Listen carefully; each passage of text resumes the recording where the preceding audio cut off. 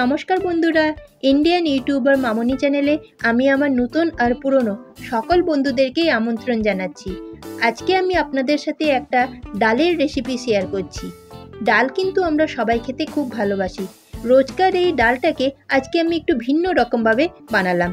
তার জন্য দেখুন এখানে আমি মসুর ডাল নিয়েছি আর মসুর ডালটাকে ভালো করে ধুয়ে আধা ঘন্টা মতো জলে ভিজিয়ে রেখেছি। আর এইদিকে নিয়েছি পেঁয়াজ কুচি, টমেটো কুচি, কাঁচা লঙ্কা, রসুন আর আদা। এগুলোকে আমি ভালো করে কুচি করে কেটে নিয়েছি। আর এদিকে একটা বাটির মধ্যে আমি 3টে ডিমকে ফেটিয়ে নিয়েছি। ডিম ফাটানোর মধ্যে তার মধ্যে দিচ্ছি নুন আর একটু গোলমরিচের গুঁড়ো। গোলমরিচ দিলে ডিমের যে একটা আঁশটানি গন্ধ থাকে সেটা কিন্তু চলে যায়।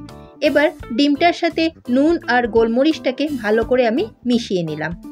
তারপরে এদিকে বসিয়ে দিলাম একটা কড়াইয়ের মধ্যে 1 চামচ আমি তেল দিলাম।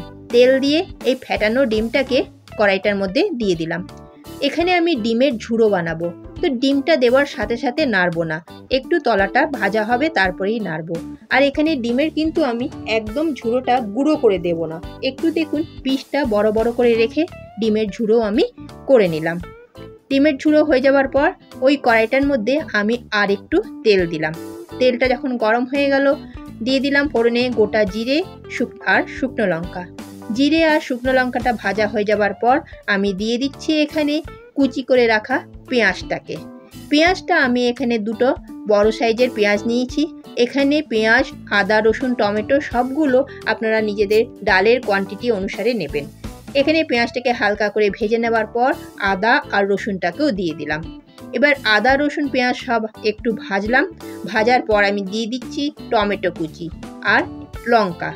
ঝালটা নিজেদের অনুসারে, টেস্ট অনুসারে ঝালটা দেবেন। এখানে আমি এটা পুরোটাই কাঁচা লঙ্কা দিয়ে বানাচ্ছি।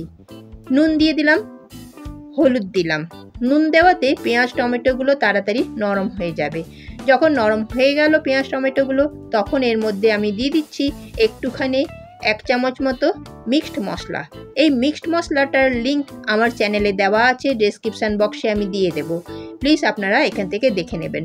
সব পেঁয়াজ টমেটো মশলার সাথে ভাজা যখন হয়ে গেল, তখন আমি দিয়ে দিলাম এর মধ্যে ভেজানো মসুর ডালটা, যেটা আমি আধা ঘন্টা মতো জলে ভিজিয়ে রেখেছিলাম। এবারে মসুর ডালটা দিয়েও মশলাগুলো সব পেঁয়াজের সাথে একসাথে মেশানো হয়ে গেল। মসুর ডালটা একটু ভেজে নিলাম, তারপরে দিয়ে দিচ্ছি জল।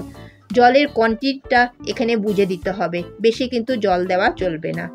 ডালটা যখন আধ ফোঁটা মতো সেদ্ধ হয়ে গেল, তখন আমি এটাকে ভালোভাবে আবার নেড়ে চেড়ে নিলাম। এর থেকে কিন্তু আর আমি বেশি গলাবো না। তারপরে আমি দিয়ে দিচ্ছি উপর থেকে কুচি করে কেটে রাখা ধনেপাতা কুচি। ধনেপাতাটা দেওয়ার পর আমি দিলাম ডিমের ঝুড়োটাকে। ব্যাস তৈরি হয়ে গেল আমার মসুর ডালের চচ্চড়ি। বন্ধুরা, আমার ভিডিওটা যদি আপনাদের ভালো লেগে থাকে তাহলে প্লিজ একটা লাইক, কমেন্ট, শেয়ার নিশ্চয়ই করে দেবেন। আর এই রান্নাটা আপনারা বানাবেন, মসুর ডালের চচ্চড়িটা রাত্রেবেলা রুটির সাথে খেতে কিন্তু এটা দুর্দান্ত লাগবে। প্লিজ আপনারা বানাবেন আর আমাকে কমেন্ট করে জানাবেন। আর আমার সাথে আপনারা যারা আছেন তাদেরকে আমি অনেক অনেক ধন্যবাদ জানিয়ে শেষ করলাম।